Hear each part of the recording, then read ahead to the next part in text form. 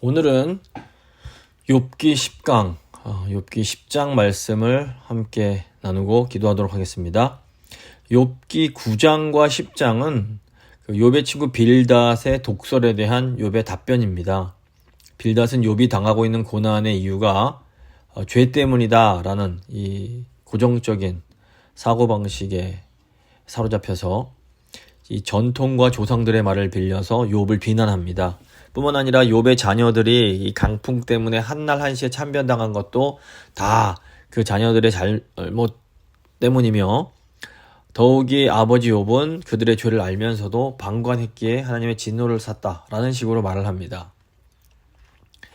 욥도 친구들처럼 죄인을 벌하시고 의인에게 상을 주시는 공의의 하나님에 대해서 잘 알고 있었습니다. 하지만 무고하게 고난을 당하고 있던 욥은 하나님의 공의에 대해서 의심할 수밖에 없게 됩니다. 욥은 하나님이 세상 만물을 주관하시는 전능하신 하나님이시라는 것을 믿었습니다. 하지만 하나님이 자신에게 행하시는 일을 보면서 하나님이 과연 선하시고 의로우신지 질문을 하기 시작합니다. 욥은 하나님이 자기 마음대로 착한 사람이든 나쁜 사람이든 아무 구분 없이 그냥 심판하시는 것 아니냐라고 따집니다.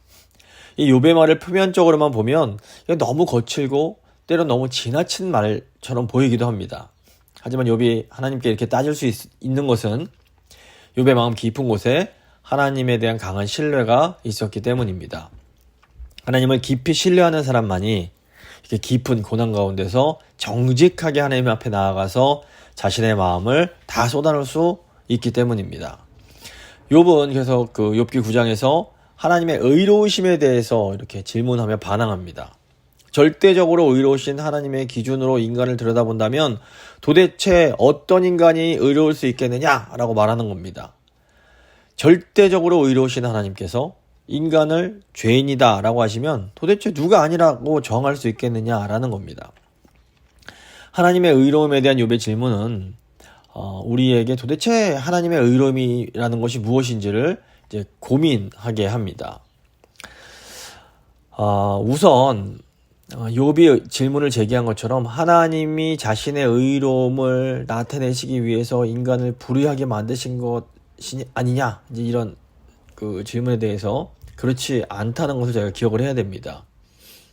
아담의 타락 이후로 인간은 불의한 죄인에 불과합니다. 근데 중요한 것은 하나님의 의로움이 인간을 죄인으로 만드는 것이 아니라 도리어 하나님의 의로움은 인간을 의롭게 만드신다라는 겁니다. 그래서 하나님의 의로움은 죄인을 의롭게 하시는 의로움입니다. 바로 이것이 종교개혁자 루터가 발견했던 이 복음 안에 들어있는 하나님의 의입니다. 성경 보시면 의가 두 종류가 있습니다. 하나는 응징적인 보응적인 의이고, 다른 하나는 구속적인, 다시 말하면 은혜의 차원의 의입니다.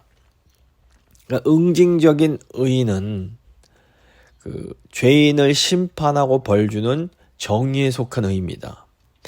반면에 구속적인 의는 복음에 나타나는 그 의로서 죄인을 구원하시고 의롭게 하시는 그런 의라고 할 수 있습니다.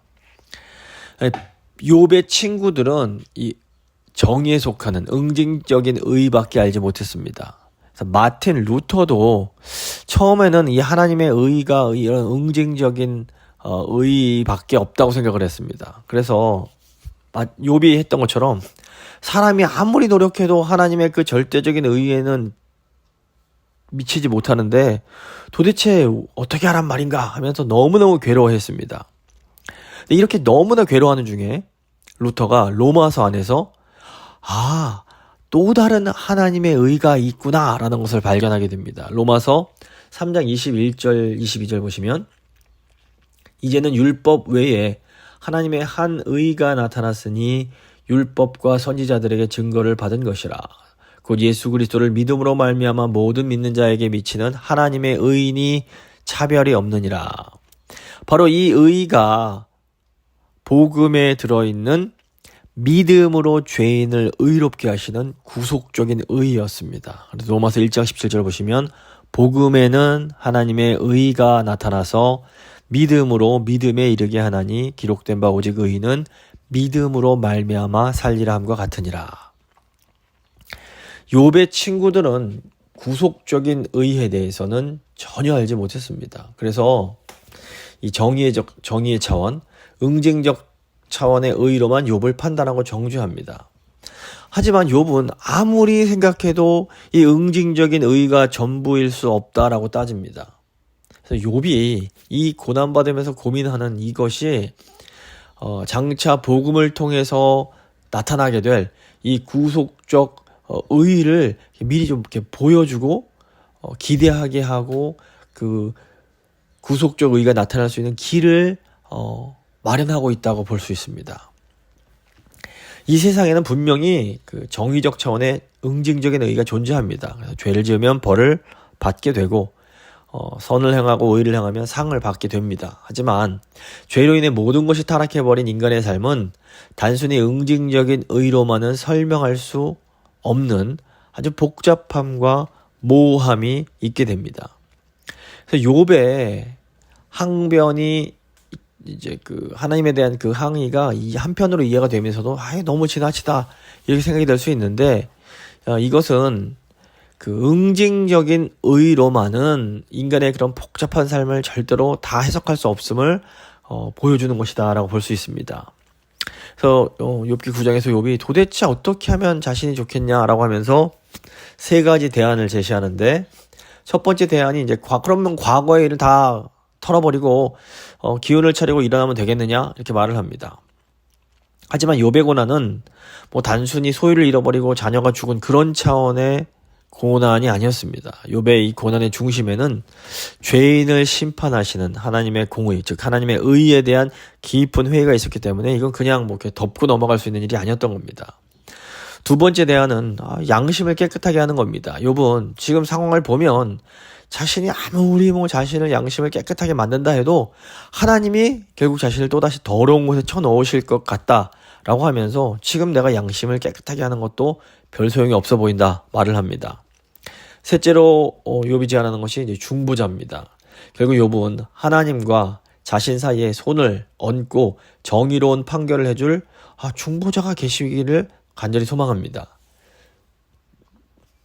우리에게는 욥이 그토록 소망했던 중보자 예수 그리스도가 계십니다. 참된 중보자이신 예수님. 그런 구속의 의의를 우리에게 밝히 보여주실 예수님은 우리가 겪고 있는 고난을 제대로 이해하실 수 있고 또 우리가 겪고 있는 고난을 견딜 수 있는 힘을 주십니다. 그래서 욥의 고난은 우리에게 중보자가 필요함을 깨닫게 해주고 또 그 중보자를 바라보게 하는 그런 이제 중요한 의미가 있다고 볼 수 있습니다. 이제 욥기 10장에서 욥은 하나님께 네 가지를 질문합니다. 이 네 가지 질문의 가장 중심에 있는 생각이 왜 하나님께서 자신을 죄인 취급하시는가라는 것입니다. 그래서 9장에서 하나님 정말 의로우신 분 맞는가? 이런 의문을 제기했던 욥이 10장에서는 의로우신 하나님께서 왜 인간을 죄인으로 만드시는가? 이 질문을 하는 겁니다. 좀 더 이제 좀 자세히 말하자면 하나님께서 자신의 의로움을 나타내시겠다고 꼭 나 같은 인간을 불의한 자로 만드셔야 직성이 풀리시겠는가? 뭐 이런 질문이라고 할 수 있겠습니다. 먼저 1절부터 3절 보시면 왜 저를 대적하십니까? 라는 질문입니다. 내 영혼이 살기에 곤비하니 내 불평을 토로하고 내 마음이 괴로운 대로 말하리라. 내가 하나님께 아뢰오리니 나를 정죄하지 마시옵고 무슨 까닭으로 나와 더불어 변론하시는지 내게 알게 하옵소서. 주께서 주의 손으로 지으신 것을 학대하시며 멸시하시고 악인의 꾀에 빛을 비추시기를 선히 여기시나이까. 여기서 가장 중요한 단어가 무슨 까닭으로 이런 단어입니다. 여러분 하나님께서 도대체 왜 자신과 변론하시는지 왜 자신과 다투시는지를 좀 알려달라 이렇게 말을 합니다. 욥이 볼 때 하나님이 지금 분명히 자기를 대적하고 계신데 도대체 그 이유를 모르겠는 겁니다. 사실 이 질문은 그 하나님에 대한 믿음을 갖고 있는 그 신자들이 고난을 겪을 때 가장 대표적으로 할 수 있는 그런 질문입니다. 고난이 뭐 크고 작음을 떠나서 인간은 왜 제가 이런 고난과 아픔을 겪어야 됩니까? Why me? 왜 접니까? 이런 질문을 하게 됩니다. 그리고 나에게 이런 고난을 주시는 하나님이 과연 좋으신 분인가? 나를 사랑하시는 분이 맞는가? 이런 이제 의심을 하게 됩니다. 저희가 신앙생활을 하다 보면 참으로 많은 일들을 겪게 됩니다. 뭐 행복하고 기쁘고 감사한 그런 일들이 있는가 하면 때로는 너무 감당하기 힘들고 어렵고 슬픈 그런 일들이 있습니다. 말씀을 의지하고 믿음으로 나아갈 때 하나님의 큰 은혜를 경험하는 감격의 시간이 있는가 하면 또 주님의 말씀을 망각하고 내 정욕대로 행하다가 완전히 또 무너져 내리는 그런 날들도 있습니다. 하지만 이제 가장 신자를, 성도들을 힘들게 하는 것은 지금 나에게 일어나고 있는 일이 도대체 어떤 이유 때문에, 무슨 까닭으로, 왜 일어나는지를 잘 모를 때입니다. 내가 잘못한 것을 분명히 알면서 고난을 받는다면 그래도 좀 이해가 됩니다. 그래도 힘들지만 내가 이것 때문에 그렇지 생각할 수 있습니다. 그런데 도저히 왜 이런 내가 고난을 주시는지 이해가 안 될 때가 있는 겁니다. 욥에게 찾아온 이 고통스러운 현실, 이 육체적 고통이 욥을 힘들게 했던 가장 큰 이유는 도대체 무슨 까닭으로 이런 일이 일어나는지를 욥이 이해할 수가 없었던 것입니다. 그래서 욥이 정말로 처절하게 도대체 왜 그러시느냐고 이제 질문을 하나님께 하고 있는 겁니다. 다음 두 번째 질문은 이제 왜 저를 이렇게 무섭게 지켜보십니까? 이 질문입니다. 4절부터 6절입니다. 주께도 육신이 눈이 있나이까? 주께서 사람처럼 보시나이까? 주의 날이 어찌 사람의 날과 같으며 주의 해가 어찌 인생의 해와 같기로 나의 허물을 찾으시며 나의 죄를 들추어 내시나이까? 욥기 7장의 마지막 부분 보시면 욥이 하나님이 마치 나에 대해서 적대적인 감시자 같다. 감옥을 지키는 간수처럼 나를 막 이렇게 지키시면서 가둬두신다. 뭐 이런 얘기를 합니다. 여기서 욥이 이제 이 10장에서 또다시 왜 하나님이 내 이렇게 허물을 자꾸 들춰내시려고 하는지를 또 따집니다. 뭐 사실상 하나님이 허물을 찾으시려고 하면, 그리고 죄를 들춰내시려고 하면 그 허물을 발각되지 않고 뭐 죄가 드러나지 않을 사람이 아무도 없는 게 사실입니다. 7절 보시면 주께서는 내가 악하지 않은 줄을 아시나이다. 주의 손에서 나를 벗어나게 할 자도 없나이다. 욥은 하나님께서 자신의 마음을 보시는 분이시기에 내 그 마음의 중심이 악하지 않다는 것을 아실 텐데 왜 이렇게 꼼짝달싹하지 못하게 하시는가를 이제 탄식을 하는 겁니다. 저 이제 주위를 보시면 일평생 교회를 잘 섬기면서 주님을 믿었던 분들이 큰 병에 걸리거나 또 큰 마음에 아픈 고난을 겪는 경우를 종종 보게 됩니다. 탕자처럼 하나님의 손에서 벗어나 실컷 뭐 죄를 짓다 고난받으면 아이고 그럴 수 있다 생각할 수 있습니다. 평생 어떻게 보면 하나님 손 안에 묶여서 주님밖에 모르고 살던 욥 같은 사람들이 고난을 당하는 걸 보면 그런데 이해하기가 너무 어려운 겁니다. 더 괴로운 건 이런 분들을 주위에서 이 욥의 친구 같은 시선으로 보면서 함부로 판단하고 정죄할 때입니다. 제가 이제 말씀 주면서 책에서 읽은 이야기인데 한국에서 오래전에 한 교회 집사님의 초등학교 5학년 딸이 등교를 하다가 화물차에 채워서 숨지는 일이 있었다고 합니다. 근데 이 아이가 참 똑똑하고 너무 예쁜 아이였답니다. 학교에서 전교 부회장도 하고 장래가 촉망되던 아이였기 때문에 이 아이의 죽음이 큰 이제 충격을 주었습니다. 그런데 이제 구역 예배를 드리던 중에 그 아이 얘기가 나오게 됩니다. 교인들이 그 아이가 죽은 이유가 그 아이 엄마가 교회 생활을 성실하게 안 하고 주일 성수를 제대로 못했기 때문이다라는 식으로 말을 막 주고받는 거였습니다. 그래서 이거를 본 이제 그 집사님이 어릴 시절에 너무 큰 충격을 받았던 그런 얘기를 제가 이제 책에서 읽었습니다. 이 교인들의 말은 그 욥을 향해서 친구들이 내뱉었던 그 말과 너무나 비슷합니다. 이 교인들이 주고받은 대화는 우리를 구원하시기 위해서 소중한 외아들을 주신 하나님 아버지의 사랑을 전혀 고려하지 않는 아주 지독하게 비성경적이고 또 한편 어리석고 악한 말입니다. 물론 우리가 하나님 앞에서 완전할 수 없습니다. 하지만 하나님께서 우리의 부족함 때문에 우리에게 잔인한 벌을 주시는 분이다 이렇게 생각하시면 잘못된 겁니다. 하나님이 그럴 뿐이셨으면 처음부터 악한 우리를 그냥 벌 주시지 우리를 위해서 아들을 보내주시지 않은 겁니다. 고난을 당하는 사람이 하나님 앞에서 어떤 죄를 지었을 수 있습니다. 그런데 가만히 생각해보면 그 고난당하는 사람보다 더 아주 못되고 악한 죄를 지은 사람들도 편안하게 이 세상을 살아가는 경우가 많습니다.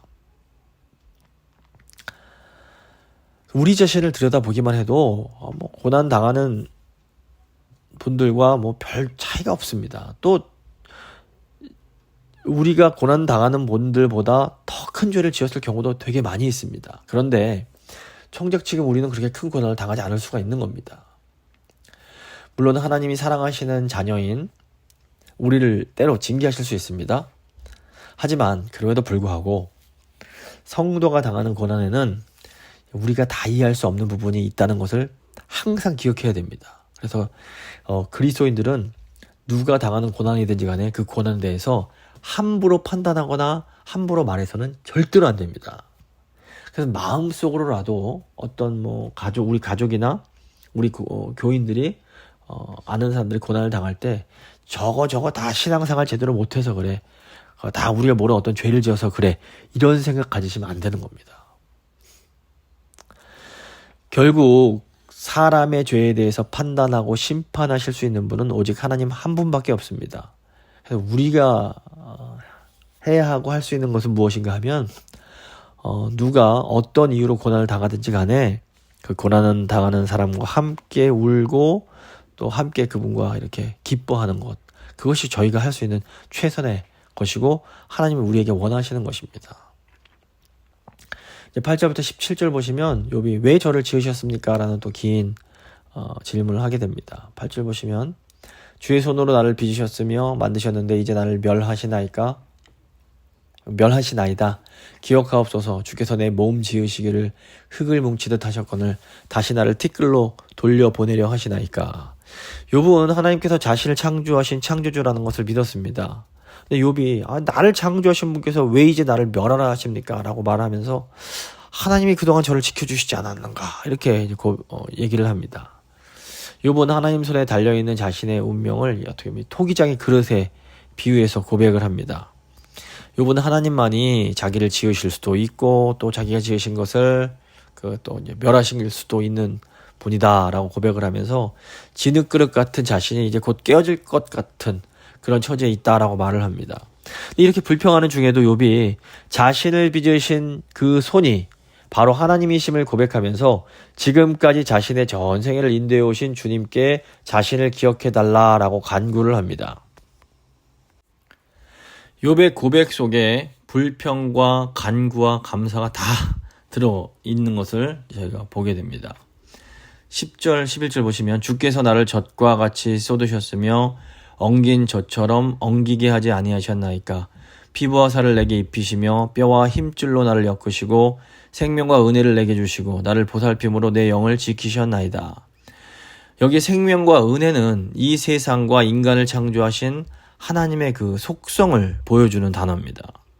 생명으로 번역된 히브리어 하이는 창세기 2장 7절의 생기, 즉 생명의 호흡에서 그 생명의 뜻으로 사용된 바로 그 단어입니다. 그래서 하나님께서는 당신의 생명을 인간에게 불어넣으실 때에 그 흙으로 만들어진 인간이 바로 이제 생명이 이제 되었던 것입니다. 또 여기 은혜로 번역된 히브리어가 헤세드입니다. 헤세드는 하나님의 언약적 사랑을 의미하는 단어입니다. 그러니까 하나님의 생명으로 창조된 이 피조 세계가 하나님의 은혜로 유지되고 보존이 되는 겁니다. 그래서 하나님은 지금도 은혜로 온 우주를 붙들고 계십니다. 하나님의 은혜가 있기에 우리가 지금도 생명을 유지하고 있을 수가 있는 겁니다. 욥은 하나님께서 파멸을 위해 이 세상과 인간을 지어주신 것이 아니라 당신의 생명을 주시고 또한 그것을 품고 사랑하기 위하여 창조하셨다는 것을 잘 알고 있었습니다. 그렇게 욥이 하나님께서 도대체 왜 그러시냐고, 생명과 은혜의 주께서 왜 나를 이렇게 이제 힘들게 하시느냐고 이제 따질 수가 있게 되는 겁니다. 바로 여기에 이제 욥이 어떻게 보면 신앙이 들어 있습니다. 욥의 말을 잘 보면 너무 변덕스럽게 이 말 했다가 저 말 했다 하는 것처럼 보입니다. 하지만 사실상 우리의 신앙도 욥과 비슷합니다. 우리가 너무 힘들면 하나님께 막 화를 내고 투덜대고 불평을 합니다. 근데 또 불평을 막 하다 보면 또 하나님의 은혜도 생각이 나고, 그러다 보면 또 하나님께 그래도 하나님이 나를 이렇게 지켜주셨지 하면서 감사도 하게 됩니다. 또 이렇게 감사하다가도 또 힘들면 또 막 하나님께 불평하고 화도 내고 이렇게 되는 겁니다. 시편을 보셔도 탄식시를 보시면 이런 패턴이 나옵니다. 시편의 저자가 하나님께 하나님 너무 힘들다고 울면서 탄식하다가 또 어느 순간이 되면 하나님의 은혜에 감격해서 또 감사하고 찬송을 합니다. 그러다가 또다시 또 탄식을 합니다. 근데 이것이 이 땅을 살아가는 성도들의 현실적이고 정직한 모습입니다. 아무리 좋은 신앙을 가진 사람이라 해도 늘 흔들리지 않고 늘 훌륭한 모습만을 가지고 있을 수는 없습니다. 때론 힘들어서 흔들리기도 하고 하나님께 불평을 할 수도 있습니다. 하지만 또 그러면서도 하나님이 창조주시라는 것을 기억하고 하나님께 감사하고 또 저를 좀 기억해달라고 간구를 하는 겁니다. 예수님도 겟세마네 동산에서 십자가 달리기 전에 기도하실 때에 아버지께 아버지 제발 저에게 이 고난의 잔을 좀 치워주십시오라고 간구를 하기도 하셨습니다. 그러니까 욥은 우리의 신앙이란 것이 그렇게 늘 선명하고 반듯한 것만은 아니라는 것을 잘 보여줍니다. 그래서 고난 받을 때에는 아프다고 제가 너무 힘들다고 울고 소리 지르고 아파하는 것이 자연스러운 겁니다. 하지만 또 그러다가 은혜를 받았을 때는 주님 감사하다고 제가 정말 주님 때문에 산다고 정말 주님 때문에 기쁘다고 찬양을 또 해야 되는 겁니다. 인간의 삶의 상황이라는 것이 너무나 다양하고 복잡한 요소들이 있기 때문에 우리의 신앙의 모습도 사실 다양할 수밖에 없는 겁니다. 그래서 이것을 너무 이상하게 생각하셔서는 안 됩니다. 하지만 그럼에도 불구하고 그 우리 신앙인들의 그 마음 깊은 곳, 그 중심에는 변화하지 말아야 할 하나님에 대한 굳은 신뢰가 있어야 됩니다. 욥의 변덕스러워 보이는 모습 안에서도 이걸 잘 들여다보면 그 마음 중심에 하나님에 대한 굳은 신뢰가 있음을 저희가 보게 됩니다. 13절부터 15절 보시면 그러한데 주께서 이것들을 마음에 품으셨나이다. 이 뜻이 주께 있는 줄을 내가 아나이다. 내가 범죄하면 주께서 나를 죄인으로 인정하시고 내 죄악을 사하지 아니하시나이까. 내가 악하면 화가 있을 것이오며 내가 의로울지라도 머리를 들지 못하는 것은 내 속에 부끄러움이 가득하고 내 환난을 내 눈이 보기 때문이니이다. 욥은 또다시 이제 하나님께 따지는 그런 모습을 보입니다. 생명과 은혜를 주셔서 살게 하신 분이 이제 나를 죄인 취급하시면서 나를 힘들게 하시는 겁니까? 따지는 겁니다. 욥은 자신에게 벌어지고 있는 일에 대해서 도저히 이해할 수 없습니다. 하지만 욥은 또 계속해서 하나님의 그 공의로우심과 동시에 그 자신의 무죄함을 계속해서 호소합니다. 욥의 친구들은 하나님의 공의와 응보적인 의만을 강조합니다. 친구들의 논리에 따르면 욥이 지금 벌을 받는 것은 욥의 죄악 때문이었습니다. 하지만 욥은 죄 없는 자에게 벌을 내리시는 것이 어떻게 공의로울 수 있는가 하면서 따지다가 다시 하나님의 공의를 그래도 인정하면서도 그래도 자신이 죄 때문에 벌 받는 것은 인정하지 못하겠다라고 말을 하고 있는 겁니다. 여러 가지 갈등과 모순처럼 보이는 것들이 그 안에 있는 겁니다. 16절부터 17절입니다.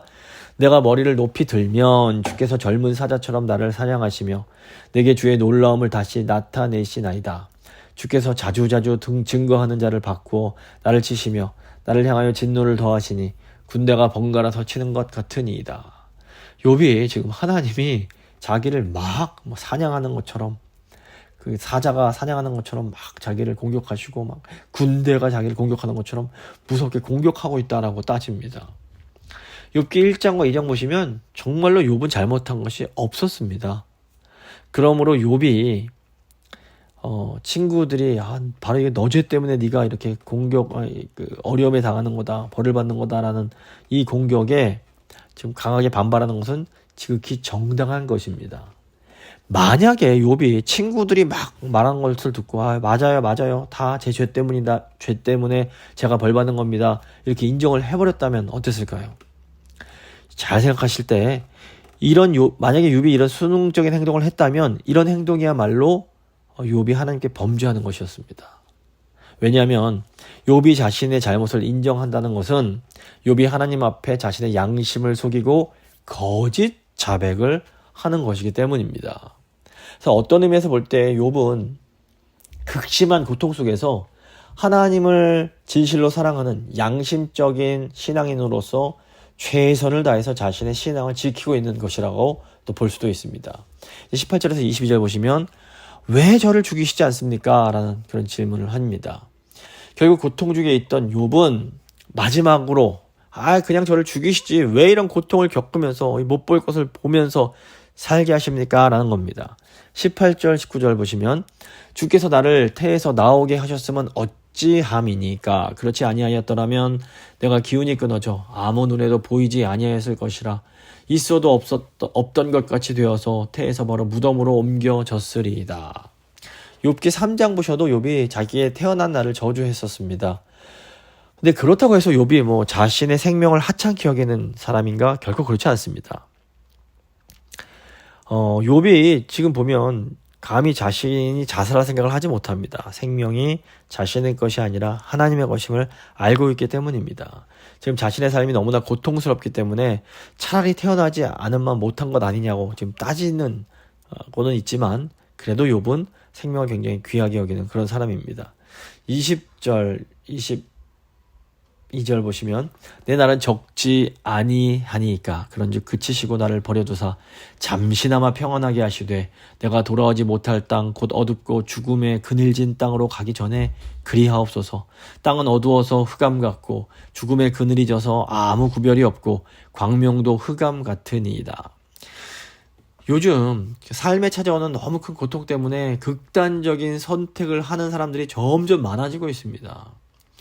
사실 자살에는 여러 가지 이유가 있을 수 있습니다. 근데 많은 경우에 스스로 내가 더 이상 이 세상을 살 만한 가치가 없구나. 내가 이 세상에 살아야 할 더 이상 소망이 없구나. 이런 생각을 할 때에 이렇게 자살을 하게 된 경우가 참 많습니다.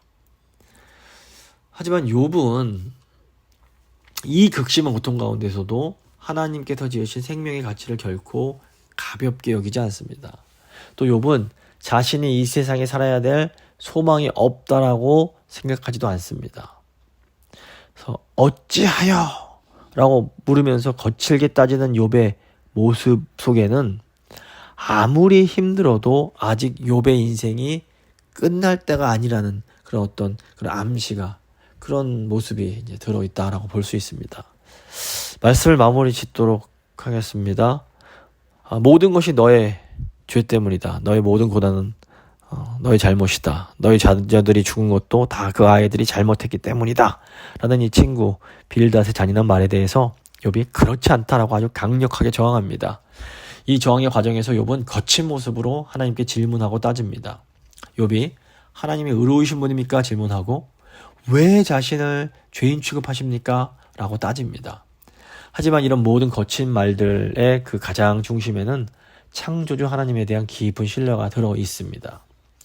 욥은 자신이 처한 상황을 도저히 이해할 수 없었습니다. 하지만 그렇다고 자신을 창조하신 하나님을 부인할 수도 없었고 또 자신이 잘못하지 않은 것을 잘못했다라고 거짓말을 할 수도 없었습니다.